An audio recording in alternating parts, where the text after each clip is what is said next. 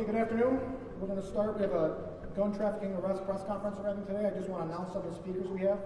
Our Chief of Police, Joseph Cecil, Onondaga County District Attorney William Fitzpatrick, and our Mayor Ben Walsh. We also have some non-speaking attendees to include Special Agent Ryan Matter from the ATF Syracuse office and Assistant U.S. Attorney Richard Southwick from the U.S. Attorney's office. We also have representatives from the Central New York Crime Analysis Center, Sergeant Colin Hillman and Samantha Monge. After the mayor's done speaking, we'll be able to open it up for questions, okay? So, Chief. Thank you. Thanks everybody for being here. Gun violence is a complex issue that must be combated with a multi-pronged approach, a multi-pronged strategy. And one of those prongs must be stopping illegal handguns from flowing across the state lines and into our community where they are inevitably used for violence and other crimes. So far in 2023, 96% of the illegal handguns that we've been able to trace have come from outside of New York State. 96%. So how do we stop this flow? We do it with investigations like the one you're going to hear about today. An investigation of this breadth and magnitude doesn't occur in a silo, especially one with a major success capping the end of it. It happens with partnership and teamwork. It happens when all of us remember why we took the oath in the first place. It wasn't for accommodations or accolades. It was to protect and serve the communities. And that's what the focus of this investigation was from the beginning. And I want to thank the law enforcement partners who were integral in the success of this gun trafficking investigation. Working alongside SPD's Criminal Intelligence Section were ATF Syracuse, Onondaga County DA's Office, United States Attorney's Office, Central New York Crime Analysis Center, and the Bibb County Sheriff's Office in Georgia. Without all of these partners and the teamwork, there would have been no success to speak about today. So here's the meat of it. On August 31st, 2021, ATF Syracuse requested information on a Georgia purchaser with ties to Syracuse. The Georgia purchaser had been flagged by ATF for the purchasing of multiple firearms in Georgia. There were no gun recoveries at this particular time and place. The investigation revealed that the purchaser bought over 52 handguns from May 25th, 2021 to September 2nd, 2021. From September 28th, 2021 to February 26th, 2023, 16 of these handguns showed up in Syracuse and have been recovered in Syracuse. On October 18th, 2021, the purchaser of these 50 handguns reported that they were stolen from their Georgia residence. It was quickly proven to be a fictional story because we had already recovered 4 of those handguns in Syracuse already. Of the 16 handguns recovered in Syracuse, 1 was used in a murder-suicide, and 3 are multi-use firearms, which all of you know means that this gun was used in multiple gun violence crimes. There were also several handguns that have been recovered in the possession of documented gang members.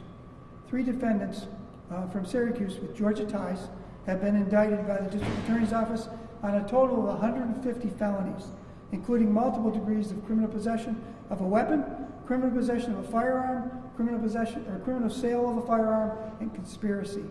2 of those defendants I can name today. The other one is still under indictment and still in Georgia. The first one is Julius Anderson, 32, of Syracuse, and Veronica Williams, 35, of Syracuse. The last thing I want to say before I turn it over to District Attorney Bill Fitzpatrick is this. I want to drive this point home. This was not our first gun trafficking investigation, and it's not going to be our last. I'd stake our detectives, our police officers, our crime analysts, and all of our law enforcement partners, many of who are behind us today, against any team in the country. When they sink their teeth into an investigation of this magnitude, they do not let go. So if you're thinking of purchasing handguns outside of the state and bringing them into the Syracuse community, you should think again, because you're going to pay the consequences. This team that brought this investigation to a close is already on the lookout for the next investigation of gun trafficking. And thank you. Thanks, Chief. Good afternoon, everybody. In sum and substance, a flowing river of death and destruction has been dammed by the investigation that has ended today with the indictments of these 2 individuals. The Chief mentioned the name Julius Anderson, last known address 1216 West Onondaga Street here in the city of Syracuse. The other individual, Veronica Williams, last known address 151 Ridgeway Avenue, city of Syracuse. current address for both of them, public safety buildings, Syracuse, New York. Bail has been set on these individuals in the amount of essentially of $1 million by County Court Judge Matthew Doran. The top count that each individual faces is criminal sale of a firearm in the first degree that is a Class B violent felony offender, punishable by up to 25 years in prison. The 16 guns that have been recovered in Syracuse, at least one of which was used in a homicide, suicide. Another was linked to a case where 2 individuals were shot and seriously injured. Another was linked to a shooting with no injuries, and the others were essentially recovered in routine law enforcement traffic stops. The case will be prosecuted by Chief Assistant District Attorney Chris Bednarski and Senior Assistant District Attorney Cindy Newtown, both of whom are here with us this afternoon. They have been presenting the case over the last several months to the grand jury. I want to echo the Chief's comments in thanking my partners in this effort who are here today. This is an example, as I hope you know, that we stand for here in Onondaga County of cooperation amongst agencies. It is astonishing to me that the third individual, who is as yet unnamed, that individual will be named when he or she is in custody, but it's astonishing to me that that individual legally purchased over 50 guns in Macon, Georgia. Just let that sink in for a second. I understand the fervency of people's Second Amendment rights, their desire for self-protection, but if someone can explain to me why an individual in Macon, Georgia needs 50 different handguns, I'd be more than happy to listen to you. Glad to take your questions, but right now I want to turn it over to my partner, the mayor of the city of Syracuse, who I don't think in my history as district attorney, I don't think I've had a mayor more committed to eradicating gun violence in the city of Syracuse than Ben Walsh, and I appreciate that very much. Ben? Thanks. Thank you. We've been sounding the alarm about gun trafficking for months, if not years now. You heard the statistics from Chief Cecil. Over 90% of the guns coming into this community from outside of New York State. To the law enforcement officials involved in this investigation, Syracuse Police Department, U.S. Attorney's Office, ATF, Crime Analysis Center, District Attorney's Office, thank you. This is world-class policing taking place right here in Syracuse, New York, and I am proud to serve among them. And there is no doubt that lives will be saved as a result of this investigation and these charges. To those charged, there is blood on your hands. These individuals knowingly trafficked guns from Georgia, where they were easy to buy, into Syracuse and put them in the hands of people that pulled the trigger and took people's lives. They may have not pulled the trigger, but make no mistake, there is blood on their hands. And I am proud, standing with these law enforcement officials, that we're going to bring these people to justice and we are holding them accountable. And as Chief Cecil said, for those that are involved in this activity, there's a very good chance that we are already aware of your activities, and if not, eventually we will be, and we will track you down, and we will bring you to justice. Thank you. Questions? Mayor, after the Destiny USA shooting earlier this year, you passionately blamed the lack of the federal government's action on guns, especially this type of gun activity. Wondering how this investigation, this seizure of some weapons, this arrest of some people fits into that picture. This is case in point, Andrew, of what's at stake here. I want to make it clear in terms of federal officials. The federal officials and the federal departments represented behind us here, they're doing their job. And they helped us to bring these individuals to justice. But the federal lawmakers, not to mention state lawmakers in states like Georgia, are not doing their job. As the district attorney said, there is no good reason why any one person should be able to buy over 50 handguns for no apparent reason. It doesn't make sense. It's crazy. I grew up in a family, in a household with guns. We were taught gun safety and to respect these firearms. There are way too many guns in this country. And again, I've said time and time again, our federal officials and many other state officials are abdicating their responsibility to protect those that they serve. So this is, unfortunately, a very sad case as to the implications of that abdication of responsibility. And again, the consequences are laid to bear on the streets of Syracuse every day. You said there were 50, somewhere around 50 guns, and there was only 18 in the Syracuse. So are the other ones somewhere where there's been an investigation or anything along those lines? Chief, I'll start, but you're welcome to finish. For me, that's the unnerving and infuriating part of this. We've recovered 16 guns. Those other guns are out there. They're likely on the streets of Syracuse right now and will likely be used in future crimes and homicides. So the impact of the crimes that the individuals charged today participated in, it will ripple for many years to come in the city of Syracuse. So all of them that were sold in Syracuse are brought back to Syracuse, basically. Well, we won't know until certainly as they begin to show up in traffic stops and other gun violence type things, we won't know if they're all here. But this was the pathway. This is where 16 of them showed up. The two individuals that have already been indicted had lived here. This is where they were bringing them, so chances are they're all here somewhere, and we'll pick them up as we go along. You should know too, and I've said it before, the officers this year are up, I believe the number I heard, 47% higher from this time frame last year in gun recoveries, illegal handgun recoveries, which, by the way, last year during this time frame was much higher than the year before. So we continue to do that. They continue to do the job and pull these guns off the street. And the chances are some of those other ones outside of the 16 will end up showing up on one of these traffic stops or some other good police work. So, Chief, just for clarity, these 50 guns were purchased legally in the state of Georgia by one person, and then partnered with these Syracuse natives to move them here. Is that an accurate description? I think that's accurate. They were certainly legally purchased in Georgia. I could say that. And then all of what you said, yes, certainly there was some conspiracy to bring them back here. Was there a relationship between these parties before this conspiracy? I think that I think that's probably something we probably don't want to get into at this point. And Chief, you said that this was over a fairly long period of time, the trafficking of these guns. Yeah. Do you know about how many guns were coming up at a time, like these trips that were being made? I don't know if that.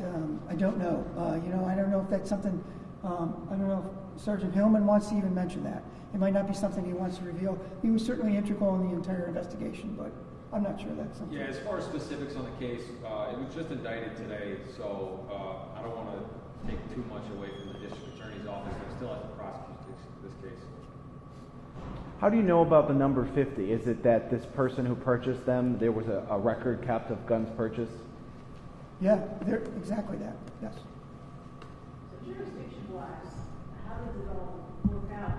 Because they sold the guns in Syracuse, that's how you had jurisdiction as opposed to getting them legally because they sold them here illegally? I guess. That sounds like a district attorney. Yeah, that's the allegation in the indictment, that they were bought in Georgia but brought here. So you could have a federal offense, but I've been in contact with the U.S. Attorney's Office, and we feel that based on the fact that it's a potential sentence of 25 years, that the state court is the proper venue. But the United States Attorney's Office could have jurisdiction either here or in Georgia. Authorities in Georgia have jurisdiction to some extent, but what are they going to do? She purchased these guns legally, but then by the fact that they were brought back here, that gives us jurisdiction here in Onondaga County. Are federal charges possible? Well, we'll see what happens in state court.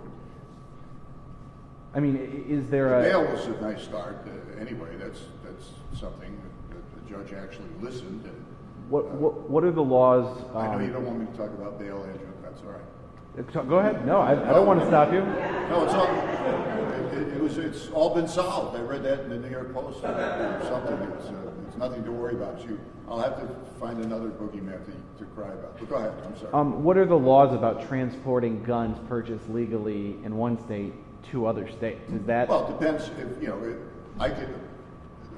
an individual can have a full carry permit in New York, but once he or she travels to Vermont, they're committing a crime or not necessarily Vermont, that's a bad example, but say New Jersey or something.